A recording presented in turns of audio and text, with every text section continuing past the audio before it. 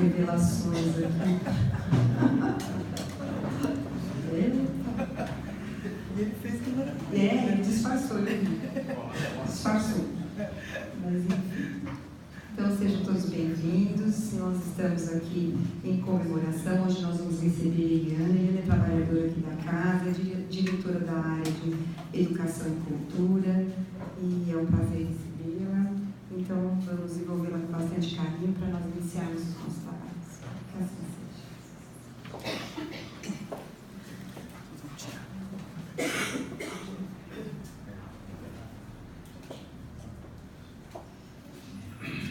Bom, boa noite a todos. Acho que está funcionando, né, o microfone.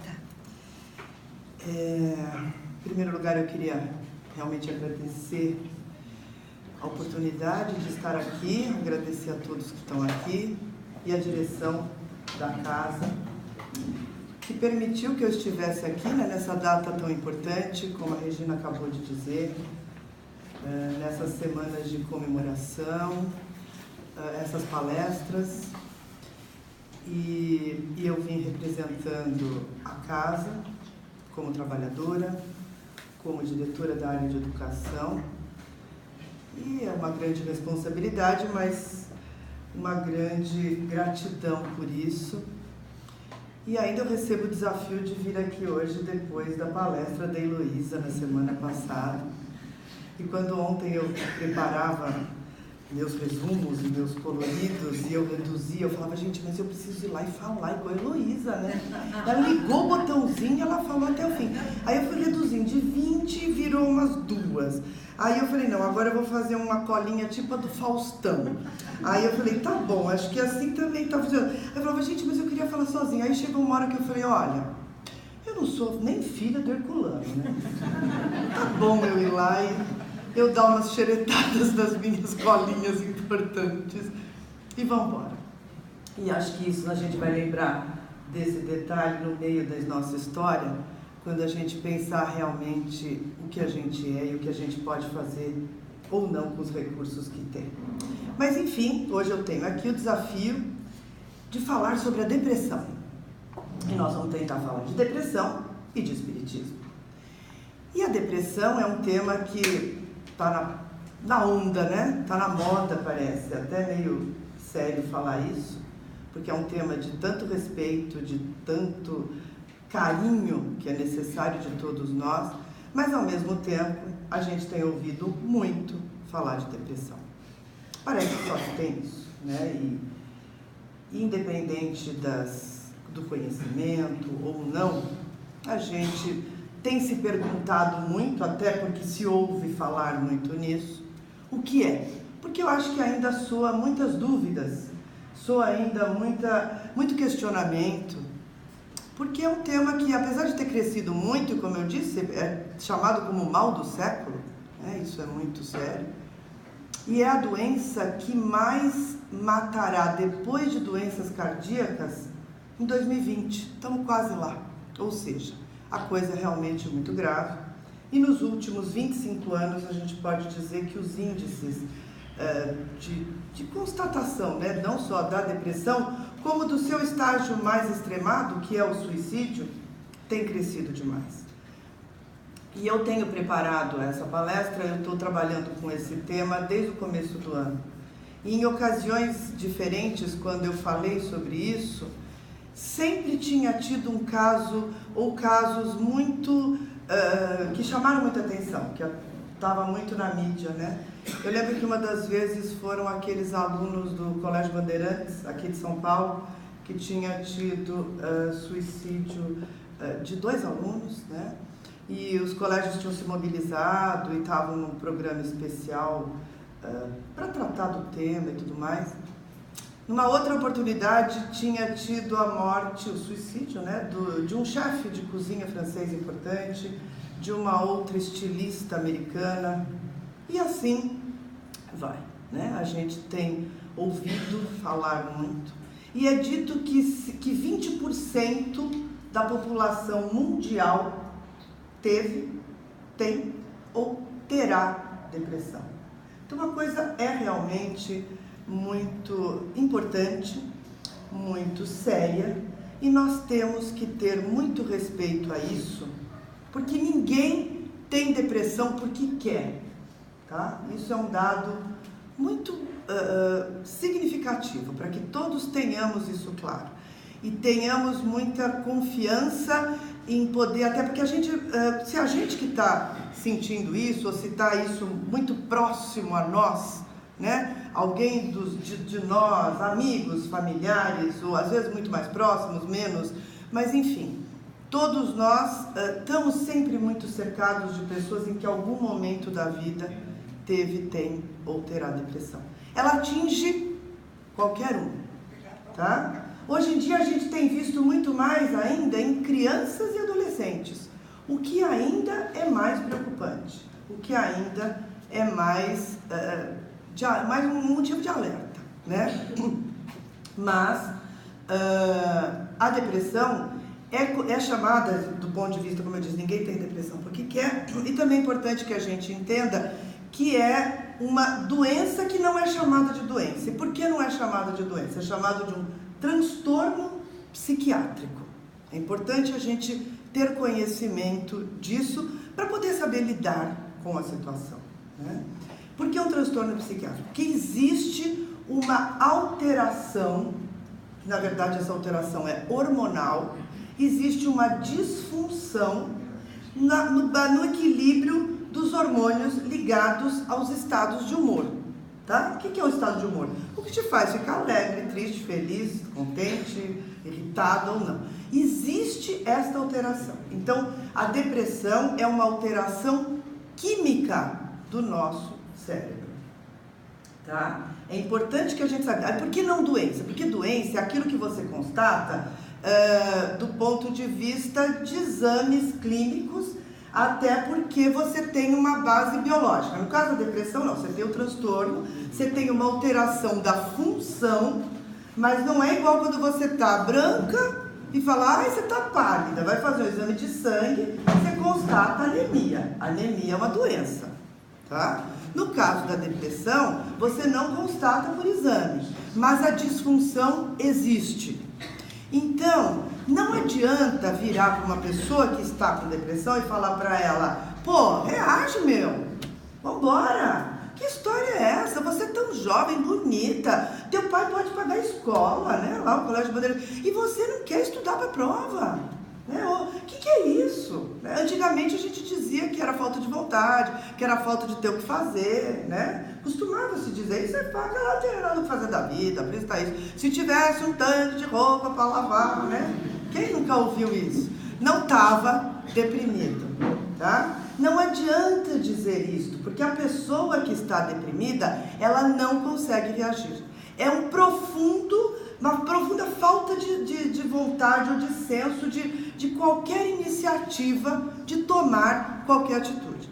Quebra as duas pernas de uma pessoa e fala para ela, agora vamos correr lá no parque. Não vai.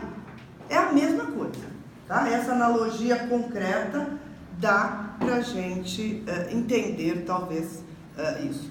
O que causa? Podem ser coisas externas, um dado externo, bullying, né? Hoje está tão na moda bullying, né?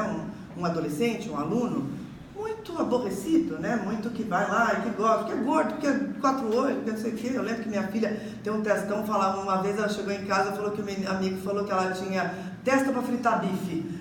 Então, assim, isso acontece e outras coisas mais acontecem. Então, dados externos, uma desilusão amorosa, né? Foi mandado embora do trabalho, ou às vezes tudo junto e misturado, ou às vezes nada disso. Às vezes uma disfunção endógena, dentro, que os hormônios perdem rumo, desequilibram. Isto é provado, é fato. Então não é falando para a pessoa que está deprimida, que está sol, que o dia é lindo, que ela tem que ser grata, que ela tem uma casa, que tem um jardim, enfim, que tem gente que sofre muito mais do que ela, não é? Isso tudo realmente é verdade. Os níveis de sofrimento de cada um é um.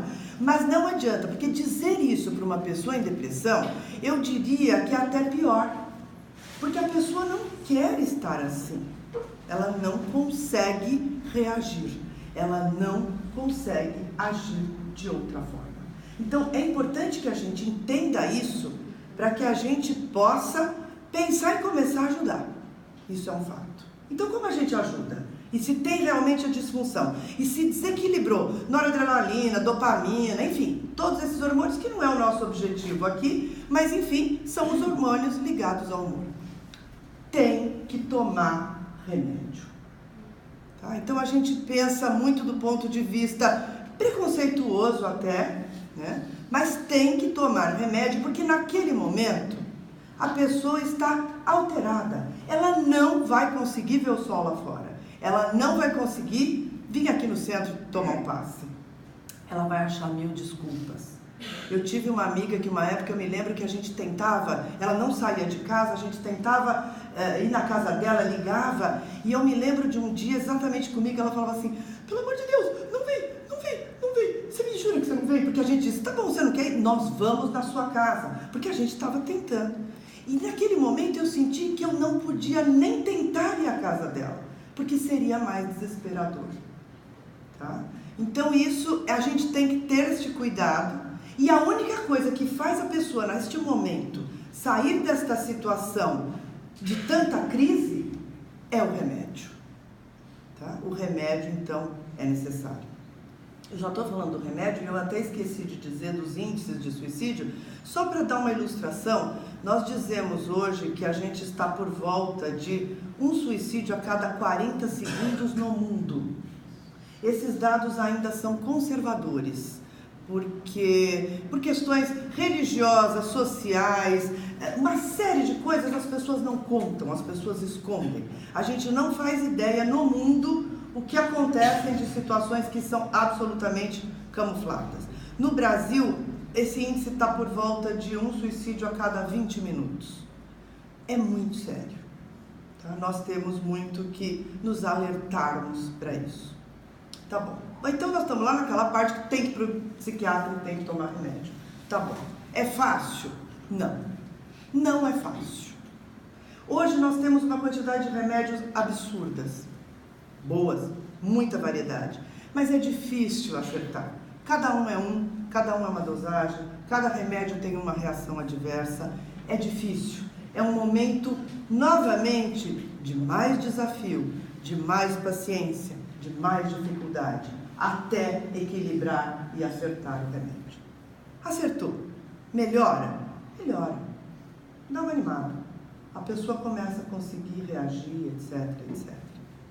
Resolve para sempre? Não. Não resolve para sempre. Na verdade, dá uma melhorada, depois de um tempo, a gente também, se já viveu isso propriamente, ou se já viveu isso ao nosso redor, começa a ver que a pessoa começa a se esquivar, não foi mais, a gente marcou, ela não apareceu, a gente disse que ela não estava com vontade, aí ela disse que um dia que ela estava com problema intestinal, outro dia ela tinha uma gripe muito forte, e a gente começa a observar e fala o quê? Ih, ela está deprimida de novo. A gente fala isso, né? E aí ela volta no médico, e aí, às vezes, ela aumenta a dose do remédio, porque, com certeza, se ela tomava 100 miligramas, ela vai tomar 200 miligramas e das X miligramas. E muitas pessoas passam a vida aumentando as miligramas e vivendo esses momentos de hora melhora, hora piora, e cuida, e descuida, e assim vai.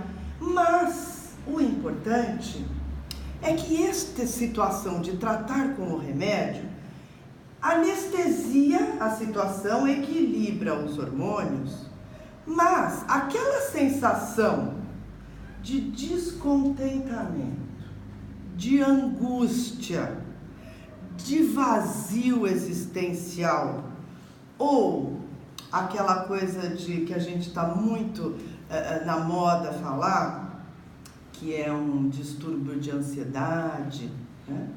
Isto continua.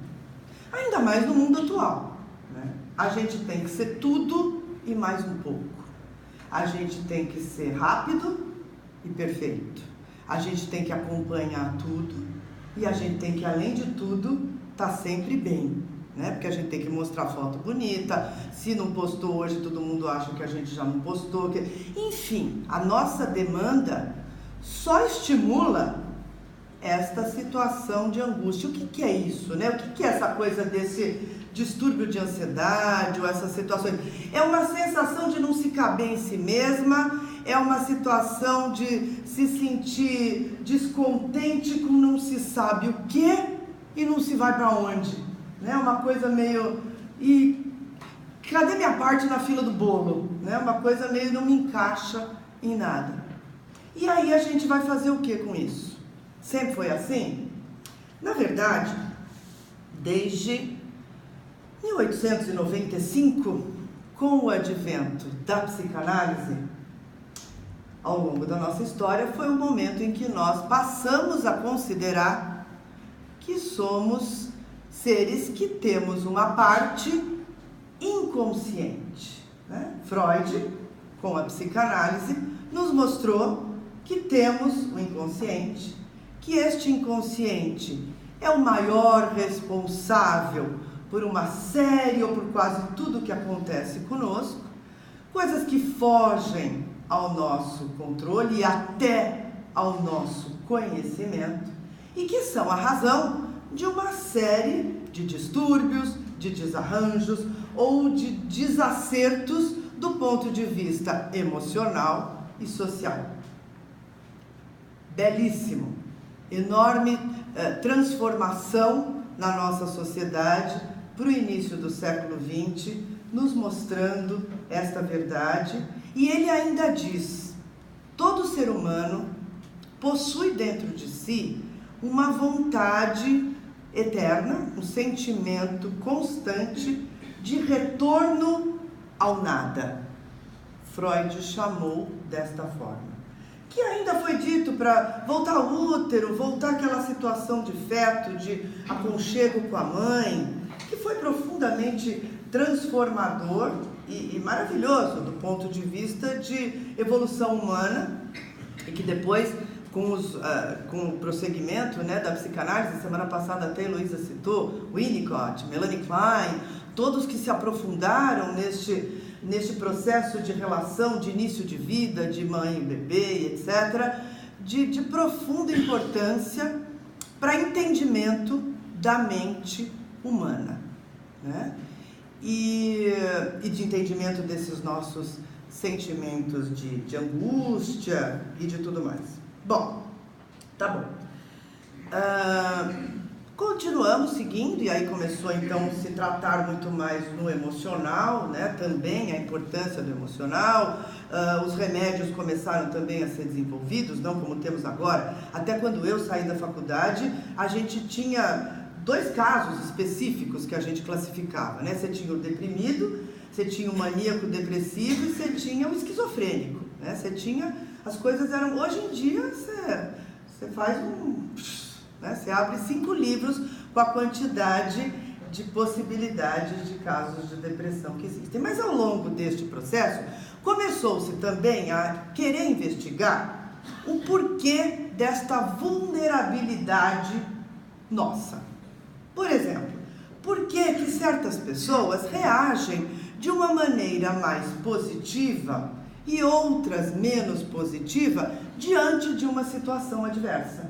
Por quê? Tudo bem, a gente tem essa sensação de angústia, essa ansiedade e tudo mais, mas por que as pessoas reagem de maneira diferente? Por que chama lá que ela tem a testa de fritar bife, ela fica mal, não quer mais ir na escola, fica deprimida, se tranca no quarto, e por que a outra às vezes vai lá e fala assim, pô, mas você é um 4-olho, você também usa óculos, ou... né? Não tem aquela história que tinha, tipo, chamava ela de gorda, ela falava, tudo bem, eu posso emagrecer, mas você não fica mais bonito? Não tinha umas coisas desse tipo. Então, tem gente que reage de uma forma e tem gente que não reage assim, né? Aquele que foi mandado embora, o mundo acabou. O outro foi mandado embora, ele chega em casa e fala, poxa, eu sempre gostei de fazer coxinha, né?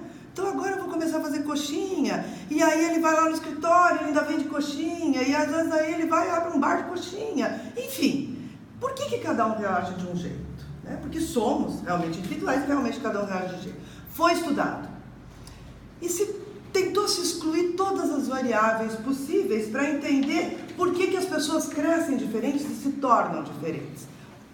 Não se chegou a nenhuma conclusão palpável para dizer que a maneira como a pessoa vive vai determinar, né? Porque, tipo assim, mas por que filhos da mesma família foram criados pelo mesmo pai e mesma mãe, cada um é de um jeito? Porque tem lá condições genéticas diferentes e os pais trataram diferente, o mais velho foi mais esperado, foi mais querido, o outro nasceu homem, queria outra mulher, então foi rejeitado, então por isso que ele se sente rejeitado. Bom, foram excluindo tudo, foram estudando gêmeos, que tinham as mesmas situações, o mesmo crescimento. Não, mas um gêmeo, ele viajou um dia lá com o vô, e o vô deixou ele chorando a manhã inteira, o outro não. Então o outro ficou em casa, protegido, não sentiu abandono. Então ele reagiu àquela situação traumática. Nada disso conseguiu se provar cientificamente que justificasse as diferenças destas vulnerabilidades. Na verdade, chegou-se à conclusão que 49% da nossa personalidade é determinada pelo meio a que somos expostos, pelos estímulos que recebemos ao longo da vida. Mas os outros 51%, ninguém soube dizer o que era, mas sabe-se dizer que as pessoas já nascem diferentes. Obrigada. As pessoas já nascem diferentes. Começa a ficar interessante essa história, né? Começa a juntar o leque inteiro, tá? Bom, seguindo disso, nós podemos dizer que então, talvez neste momento, a gente possa até introduzir que somos mais do que só células, né? Somos mais do que só um corpo, somos mais do que um amontoado de coisas. E aí a gente está quase chegando onde a gente quer, né? Mas antes até disso, da gente até olhar em volta e falar assim, gente, não é que nós estamos num centro espírita? Nós estamos, né? Nós estamos no centro espírita considerando que somos espíritos. Mas, até antes disso, a Organização Mundial da Saúde nos ajuda nesse sentido. Porque hoje em dia, a classificação mais moderna de saúde, de acordo com a Organização Mundial de Saúde, e nem estamos falando em Associação de Médicos Espíritas, que também é uma entidade bastante forte, que tem ficado, eu diria, talvez nos últimos 10 anos, ainda mais forte, com pesquisas incríveis que a gente vê a ciência juntando com a espiritualidade. Mas a Organização Mundial de Saúde nos diz, e eu não quero assustar ninguém, né? Eu lembro de ter assistido uma palestra do De Luca, quando ele faz essa pergunta para todo mundo: vocês acham que aqui está todo mundo saudável? E aí ele fica esperando, né? E a gente, graças a Deus, acho que está, né? Viemos até aqui e tudo mais. Aí ele diz, bom, agora eu vou contar o que é saudável para a Organização Mundial de Saúde. Então eu não quero que ninguém vá embora, por favor. Mas a definição de saúde atual é completo. Bem-estar, eu gosto do completo. Completo bem-estar físico, mental, social e espiritual. Tá bom? Tá fácil. Significa que é difícil dizer estamos saudáveis. Mas, ao mesmo tempo, é o nosso grande caminho de entrada para o nosso profundo estudo, e aí sim começarmos a pensar em nós, seres humanos como um todo.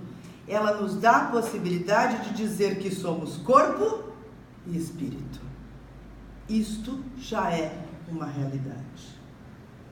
E então agora vai começar o nosso maior desafio.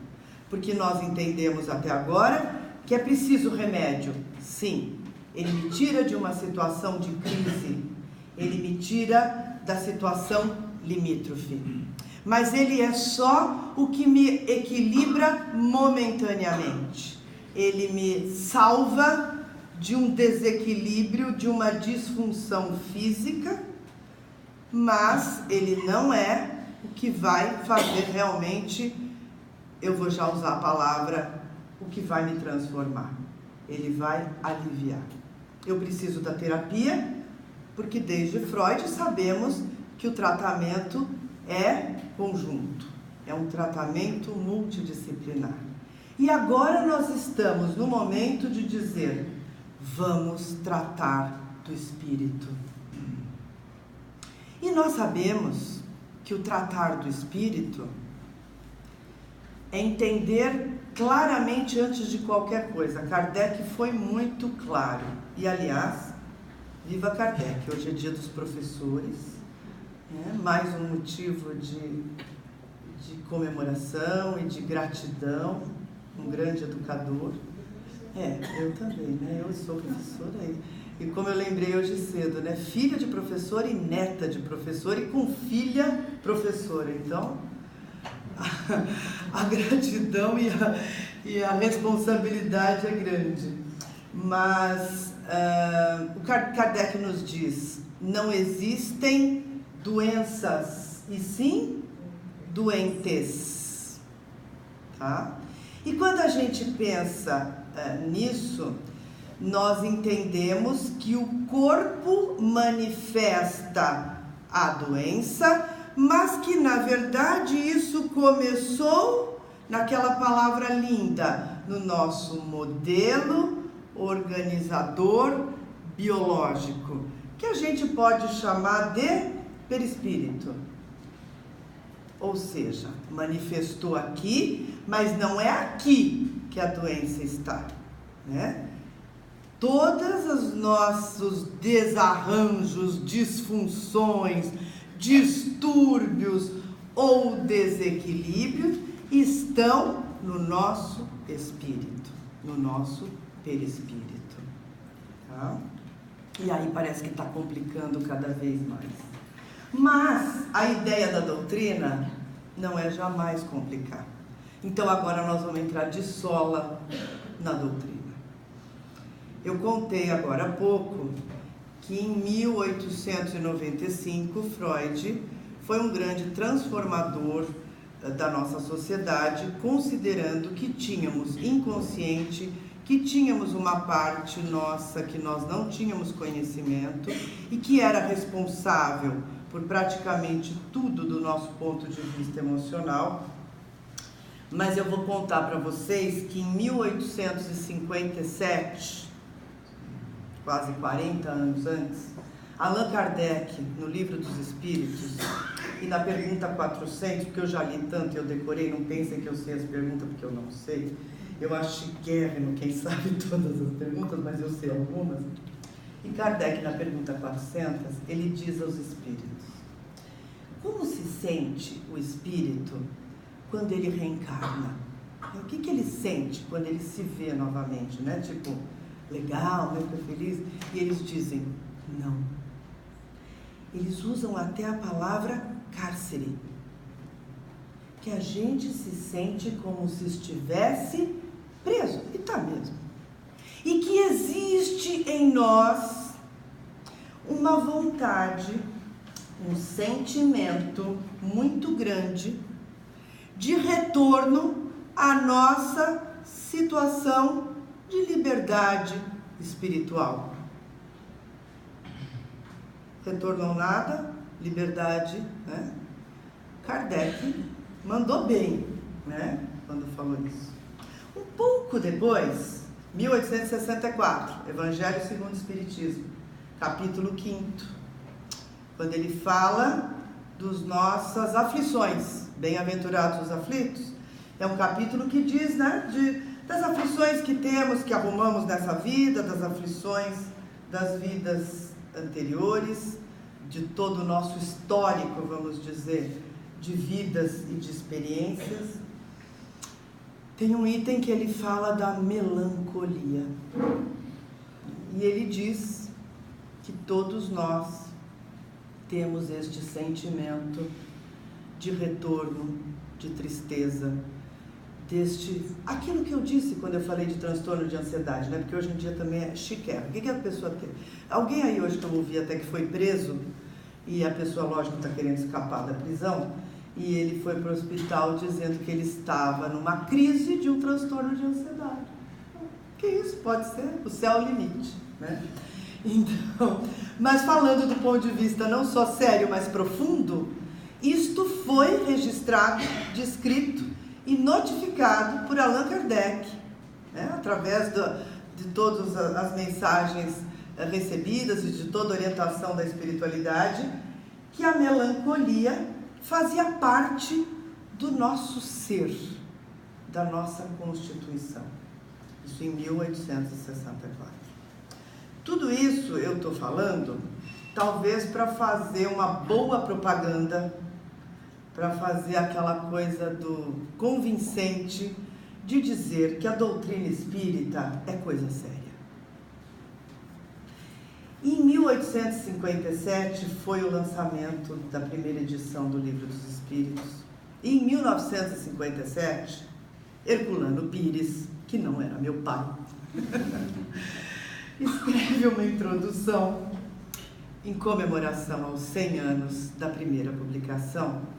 E ele diz que naquele abril de 1857, nós, habitantes deste planeta, tínhamos vivenciado, tínhamos vivido, tínhamos tido a oportunidade de receber o que seria o marco da nova civilização. É uma nova forma de pensamento humano. Essa eu até acho que eu vou ler a minha cola, porque é muito interessante a maneira como ele disse. Ele fala é um divisor de águas. É a nova fase da evolução humana. A partir daí, e é importante isso, porque a gente tem conhecimento disso. A gente sabe que a gente estuda aqui, leu ali, soube, mas entender isso do ponto de vista de, além de ter o conhecimento, ter a consciência disso e passar a viver isso em nós, eu acho que é o que está sendo muito a demanda do nosso momento atual. É termos realmente a consciência do que significa esta nova forma de pensamento humano. E isso parece até uma coisa meio pretensiosa, né? Quando a gente fala tipo, uau, chegou as novas ideias, né? A nova verdade. Mas, na verdade, uma doutrina que fala isso e nos traz a ideia profunda da nossa responsabilidade individual, da importância de trabalharmos dentro de nós o nosso orgulho, o nosso egoísmo, a nossa ignorância. Não era uma doutrina que traz qualquer ideia do tipo, tô com tudo e não abro. Na verdade, é simplesmente o marco e a amostra de que realmente precisamos parar para analisar e ver o que é isso. Porque o que é essa nova forma de pensamento humano? E existem alguns pontos básicos que a gente vai começar a lembrar aqui agora. Primeiro, somos imortais, tá? A morte não existe. Eu não sou mais aqui e agora só. Eu já fui, eu sou e eu serei. Ah, mas tudo bem, porque toda religião, todo pensamento espiritualista diz isso, né? Diz que a gente vai morrer, vai para algum lugar, que não é aquela coisa, diferente de uma pessoa que se diga ateia, né? Quando na verdade isso a gente sabe que não existe, porque quando a gente for falar daqui meio segundo sobre leis, nós vamos dizer que está inscrito dentro de nós a ideia de algo além de nós, pela lei de adoração. Então sabemos que está em nós, é parte da constituição humana, entender que somos não só imortais, como existe uma força maior que rege tudo isso. Mas a doutrina falou isso e mostrou. Sabe igual caipira que fala que mata a cobra e mostra o pau?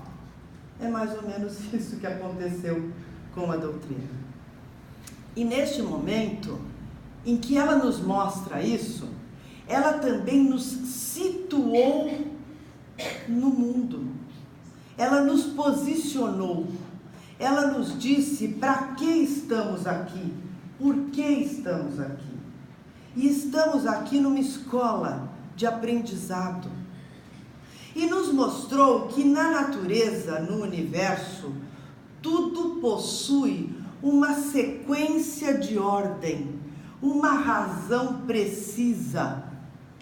E razão esta que é absolutamente imutável, constante, frequente e imutável. E esta verdade absoluta está escrita dentro de nós. Pergunta 614, quando Kardec fala, o que são as leis da natureza? E ele diz, as leis de Deus, as leis divinas, que estão inscritas dentro de nós. E seguindo ainda ele diz, e olha, é só seguir as leis, é só ir bonitinho, tá tudo bem.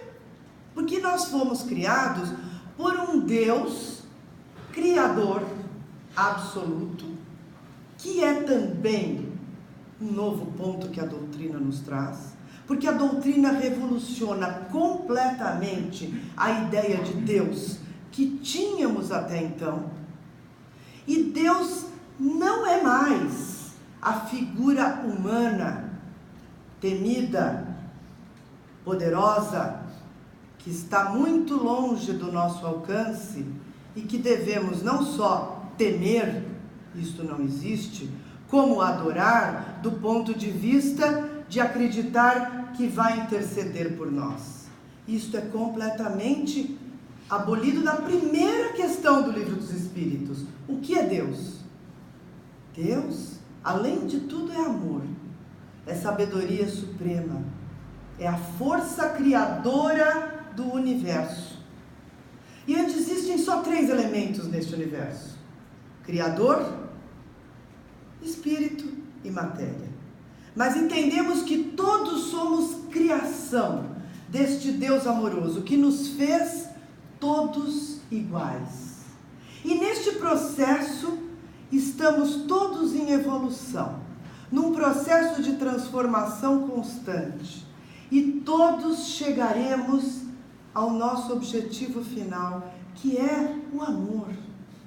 E estamos aqui exercitando esta aprendizagem ao longo deste caminho, exercitando as nossas possibilidades, de acordo com o nosso momento, de acordo com nossos recursos, mas este processo é único e exclusivamente decidido por nós. E aí, nós passamos a ter uma responsabilidade muito grande. E nós passamos a entender que hoje eu sou consequência de tudo que eu já fui. E eu passo a ter que ter esta confiança nesta lei que é imutável. Porque quando eu entendo este processo, eu me entrego a ele, mas eu não me entrego a ele pacificamente, sentando na cadeira e fale, Deus por mim. Esta porção divina está dentro de cada um de nós. Jesus já avisou a gente. Vós sois deuses. Vós sois a luz do mundo. O sal da terra também. Mas nós passamos por todo o tempo da nossa história, do nosso processo evolutivo, desde quando a gente tinha que lutar pela nossa sobrevivência, né? Essa água aqui é para todo mundo da sala. Vou botar tudo aqui embaixo, esconder, né? Estou mais perto. Eu sou tonta? Não. Né? E aí, de repente, quando eu era esperta e fazia isso, eu percebia que estava certo. Aí, que além de tudo, o que eu fazia? Eu me achava tal. E aí eu começava a mandar em todo mundo. Isso era normal. Não tinha como ser diferente. Né? Darwin dizia que, de acordo com a evolução, né, o que sobrevive é o que mais se adapta. Então isso era necessário, faz parte da nossa evolução. Mas isso era necessário enquanto éramos ainda muito desconhecedores de tudo isso. A partir de 1857, isso já virou uma coisa que não dá mais para se conter, porque a gente já sabe disso. Herculano ainda diz, nos primeiros 100 anos foi muito difícil, porque essa raiz da tradição religiosa ainda está muito forte dentro de nós, né? E eu diria que nós estamos cada vez mais sendo muito empurrados a entender isso de uma vez por todas, com a força contrária. Porque enquanto eu estou falando tudo isso aqui bonito, tem alguém que está aí pensando, fácil falar tudo isso. Vai lá na minha empresa, que cada dia tem um neguinho que está sabendo mais. Se eu não fizer um curso a cada semana, eu perco meu trabalho. E se eu perder meu trabalho, como que eu vou fazer? Porque meu filho precisa fazer natação, precisa aprender no computador, precisa fazer inglês, porque se ele não fizer inglês, ele não faz nada. Né? Fora isso, eu ainda preciso comprar um celular novo a cada 6 meses, porque senão eu não consigo baixar o filme, fazer isso, porque eu também trabalho com o celular. E aí, né? E aquela coisa, né, que a gente... Mas nós temos tanto vivido só isso, o aqui e agora, e a gente quer tanto cada vez ter mais, e ser mais, e poder mais, e controlar mais, que nós entendemos que a gente quase precisa ser Deus. Mas nós estamos tendo o convite para entender que nós precisamos saber Deus. E entender que estamos dentro de um processo, que estamos imersos em Deus.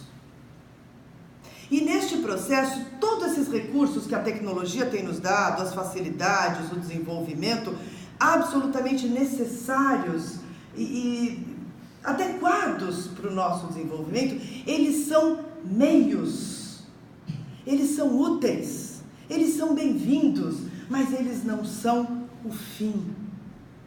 Eles não vão nos transformar. O que vai me transformar é a minha fé ativa, de saber que eu sou responsável pelas minhas escolhas. E isso demanda muita coragem. Porque quando está tudo uma porcaria, e eu não estou achando nada bom, e eu não consigo sair daquela situação, é horrível, mas pelo menos eu não faço nada. Porque fazer e se transformar dá trabalho. É um desafio a cada movimento. Ou a gente acaba também levando para um outro lado. A gente se culpa muito ou a gente se desmerece muito. Que faz parte também um pouco desse processo da gente querer muito ser tudo e saber tudo, né? Porque a gente precisa muito de tudo, né? Se eu não trocar o celular a cada 6 meses, se eu não isso, se eu não aquilo, se eu não... Né? Aquela coisa de, não para me facilitar, é do fazer em si pelo artificial da coisa, pelo que às vezes a gente nem muito se dá conta do que está fazendo. E nós precisamos parar e fazer o movimento contrário, parar de pensar a curto prazo. A gente tem que entender e passar a pensar a longo prazo, porque somos seres imortais. E eu posso modificar a minha situação a partir de agora. Joana de Ângeles nos fala isso. Quando ela fala neste momento de se dar conta de tudo isso, e que nos causa muito desconforto, ela fala, não se culpe, não se justifique, apenas se transforme. Porque a gente adora se culpar. Se a gente não se culpa, a gente se justifica. Ou foi o outro, ou foi o não sei o quê, ou foi o não sei o que lá. Realmente pode ter sido mesmo situações do outro. Mas eu tenho controle sobre o outro? Não. Mas eu tenho sobre mim. Porque tudo pode estar completamente desestabilizado à minha volta. Mas eu posso e devo e sou responsável para manter o meu eixo. E neste processo de manutenção e de busca desta serenidade é o momento em que eu tenho a certeza de que existe uma lei regida por um Criador que é amor e que tudo faz para o meu, para o seu, para o dela, para o bem de todos nós. E neste momento eu não preciso e não posso ter vergonha do que estou vivendo, porque se eu estou vivendo hoje, ela viveu ontem, ela vai viver amanhã. Somos todos iguais, estamos no mesmo barco. E tem mais, porque se ela está vivendo uma coisa totalmente diferente da minha e nunca vai viver a mesma coisa que eu vivi, é óbvio, cada um é um. A gente vai viver o que é desafio para nós. E desafio do ponto de vista pedagógico, porque nós estamos aqui para aprender, nós estamos aqui para nos melhorar. Então é óbvio, né, que comigo vai acontecer aquilo que eu preciso, porque se acontecer aquilo que eu não preciso, a natureza é econômica, gente. Você planta abacate, não vai nascer manga, isso é lei, é a mesma lei que rege nós. Você põe a semente lá na terra hoje, amanhã não virou árvore, não virou. Vai demorar. Isso tudo faz com que a gente aprenda a ter paciência, a aprender a perdoar, a ter tolerância e passar a viver valorizando tudo que a gente tem e depois ir em busca do que a gente não tem, entender o que a gente é. Por isso que chegando, de repente a gente quase até esqueceu que a gente está falando de depressão. Porque quando a gente está vivendo este momento e a gente tem alguém ao nosso lado deprimido, a gente não sabe como agir, a gente não sabe como fazer. E não pensem vocês que a gente vai fazer um uau, em nada a gente vai fazer uau. Em 80 anos de vida, uma vida, a gente muda muito pouco. E os nossos ganhos, as nossas modificações são muito pequenas. Então aquele adolescente que está trancado no quarto e não quer sair de lá, você conseguir fazer ele sair para o parque um dia, uau! E não pode desistir, é todo dia. É todo dia que a gente insiste. Acabei de me lembrar que a minha filha mais nova, ela odiava fruta. Ela era aquela boa criança comedora que comia arroz, feijão, batata ou macarrão, e ela não variava em nada. E a gente, né, às vezes não tão simplesmente, né, meu marido está aqui até diz, e ele ficava, você vai comer hoje um pedaço. E a gente, e ela falava, não vou, ele falava, só um pedacinho. Bom, foi um processo muito longo, e ela hoje lembra disso com muita graça. E ele fazia, ele conseguia fazer ela comer um pedacinho, assim, a gente cortava aquela coisa, mas nós não desistimos nunca. E a parte cômica disso era que quando ela resistia, ela provava, ela não podia dar o braço a torcer. Então, às vezes, tinha coisa que ela provava e ela realmente gostava. E a gente percebia, né? Porque, lógico, criança, a gente percebia a carinha dela que era bom, e a gente falava, mais um pedaço! E ela falava assim, tá bom, vai. E ela estava morrendo de vontade de comer mais um pedaço. Mas nós não desistimos. E este é o processo da vida em todas as circunstâncias. O processo amoroso, porque a situação simples é Deus, em seu processo infinito de amor, Ele não desiste de nós. Nunca. O universo está aí sempre, a lei nos diz isso. Não importa. A doutrina nos mostra que nada nos é obrigado. Nós não somos obrigados a seguir nada. Pode ser que eu diga, olha, isso hoje está demais para mim. Tá bom. Mas, de certa forma, Ele espera tudo de nós. Porque se tudo depende de mim, vai ter que chegar um momento que eu vou falar, tá bom, vai. Agora eu vou provar a manga. Agora eu vou comer. E a natureza está ali, nos oferecendo, no seu processo de amor ininterrupto. E é assim que a gente faz o processo de transformação. Eu gosto muito de dar o exemplo de Jesus com a prostituta. Quando ela chega numa situação difícil, em que Jesus também estava sendo posto à prova, porque todo mundo sempre estava louco para acabar com Jesus e falar para ele ou que ele se contradizia, ou que ele não falava coisa com coisa, que uma hora ele dizia uma coisa e depois ele fazia outra, e eles chegam ali e falam, bom, e agora? Porque uma mulher que traiu, que fazia tudo aquilo, ela tinha que ser penalizada, e queriam apedrejar a mulher, mas isso é contra a lei de amor de Jesus. E aí ele lá, acho que ele pensou ali, agora como eu saio dessa? E ele abaixa ali e ele mexe as pedrinhas. E ele vai lá mexendo no chão, não sei o quê. E eu já vi uma palestra até do Campetti que ele diz que naquele momento é dito, os espíritos, enfim, já disseram que Jesus mobiliza energeticamente toda aquela turma que estava ali, para que eles pudessem entrar dentro deles mesmos e se sentirem realmente ali naquela situação, e mobilizarem seus sentimentos. Até que ele levanta e fala, bom, quem aqui que não tem erros e quem aqui não errou, não pecou? Né? E aí, como eles já estavam abertos e disponíveis para isso, ele fala, bom, então agora quem está de boa, atira a primeira pedra. Bom, tudo bem. Naquele momento, ele deve ter pensado assim, ufa, me livrei, né?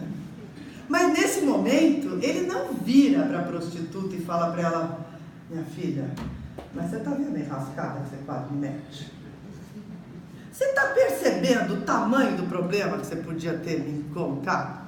Você já percebeu a situação que nós dois quase tivemos aqui? Não.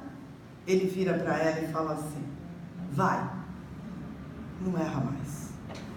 É isso. Não se culpa, não se justifica, se transforma. É isso que nós temos que entender. Existem momentos muito difíceis. Existe. Como eu disse, tem momento que você brigou com o namorado, você perdeu o emprego e ainda você quebra a perna. Tem. Mas entender que tudo acontece de acordo com o que deve ser. Porque nós movimentamos alguma coisa ou não movimentamos para vivermos isso. Não existe erro na contabilidade divina. Todos nós estamos exatamente onde devemos estar. E devemos sempre mobilizar tudo em nós, o que podemos. Mas temos também que ter a resignação de aceitar que existem momentos em que a tempestade é tão grande que o que nos resta é abaixar a cabeça e esperar passar. Não tem outra saída. Em alguns momentos é este e às vezes muitos na nossa vida. Mas nesse momento nós fazemos isso também numa atitude de amor, porque a gente tem a certeza de que existe esta lei que nos governa, que tudo governa e que não acontece nada sem que seja para o nosso processo pedagógico. Um filho deprimido numa família, talvez seja o momento de uma família se olhar mais, se enxergar mais, ter a coragem de enxergar coisas que antes não teria feito. Um pai deprimido, um pai que aí não consegue mais trabalhar, talvez um filho amadurecer mais, tudo é um convite para que nos melhoremos, porque a gente não está aqui a passeio, gente. A gente não veio aqui a passeio. Mas ao mesmo tempo, viemos com a certeza de um Pai amoroso, que nos permite o perdão, que nos permite essa possibilidade de sentimento para a reparação. E a reparação é a transformação, é o crescimento. Porque quando eu percebo que eu errei, pisei na bola, putz, não mandei mal, né? Eu tomo consciência disso, eu posso me arrepender, vou ficar triste, que é como um processo de luto. Tristeza não é depressão, né? Isso eu não talvez tenha falado tanto no começo. A depressão se caracteriza quando ela persiste, quando a coisa persiste por um tempo repetitivo, somada de outros sintomas. Não dorme, não come, ou come demais, ou dorme demais, ou não dorme nada. Porque ficar triste faz parte de nós, né? Nós precisamos disso. Nós não temos sempre o mesmo, não somos assim. Mas quando esse processo de tristeza permite que eu me olhe me perdoe e fale, pô, errei, mas tá aí, né? Somos humanos, como eu falei, né? Trouxe um monte de papelzinho. Lembra que eu falei que a gente ia lembrar disso? Eu nem nasci filha do Herculano. Tenho mais é que escrever papelzinho para me lembrando das coisas que eu tenho que ir falando. Admitir as nossas não possibilidades é o que nos dá movimento para buscar as possibilidades. Porque isso faz parte da evolução de todos nós. Eu posso até não querer buscar agora, mas uma hora todo mundo vai. Eu já prefiro encurtar caminho, porque já que é para fazer, vamos tentar fazer. Né? Ainda mais com o respaldo que a gente tem, poxa. E eu, como eu estou quase na hora, talvez, de eu ter que terminar, pensando nessa ideia do respaldo, mas antes disso, voltando só um tiquinho, lembrei uma coisa, falando disso do erro, e mais uma vez reforçando a ideia da depressão, quando eu fico triste, aí eu reparo e me transformo, o outro processo seria, eu errei, mandei mal, fico muito mal, eu não só me culpo, como eu mantenho isso como uma ideia fixa.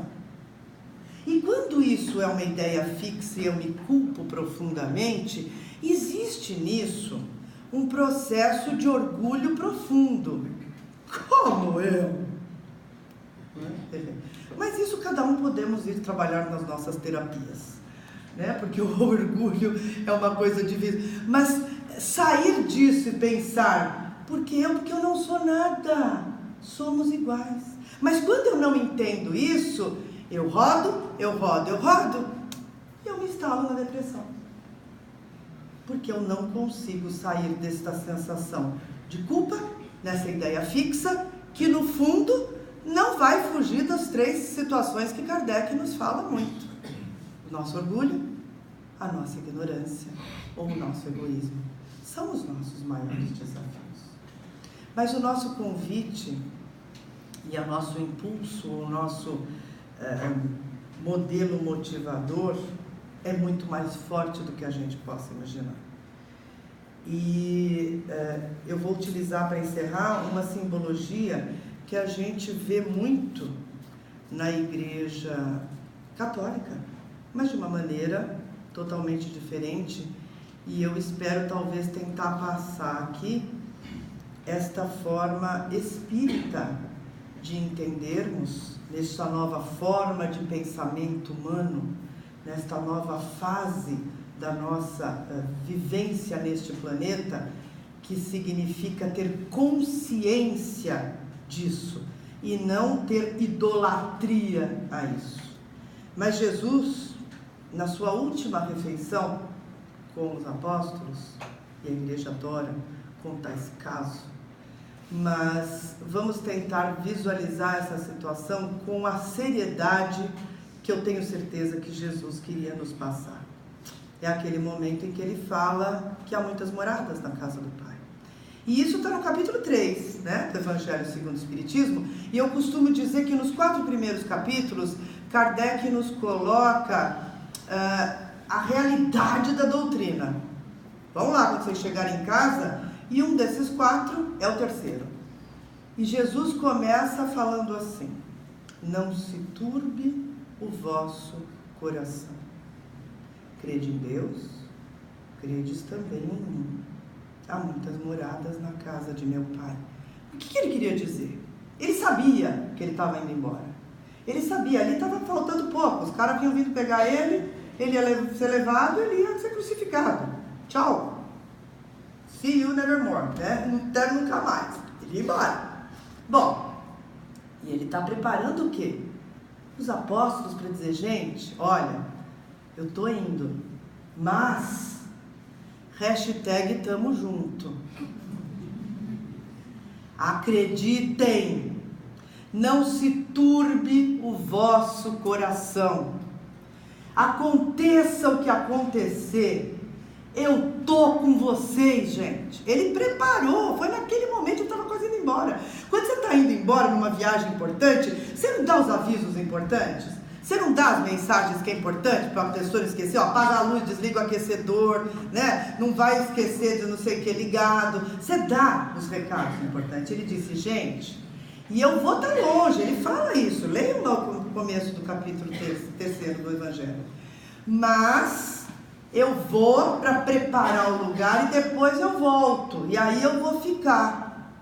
Mas mesmo quando eu for, eu vou estar, porque há muitas moradas na casa do meu Pai. E neste momento, eu convido todos nós a entendermos que estas muitas moradas são sim as nossas moradas internas. E cabe a cada um de nós cuidarmos destas moradas, porque temos o respaldo desta lei de amor que nos acompanha, deste governador do nosso planeta que está conosco, aconteça o que acontecer. E eu acho que realmente essa caracterização do hashtag Tamo Junto é profundamente verdadeiro e válido para que a gente entenda isso hoje. Então cabe a nós cuidarmos desta nossa morada para que a gente possa viver da morada psíquica, viver realmente como ele nos disse, com mais serenidade, com mais paz, com mais alegria.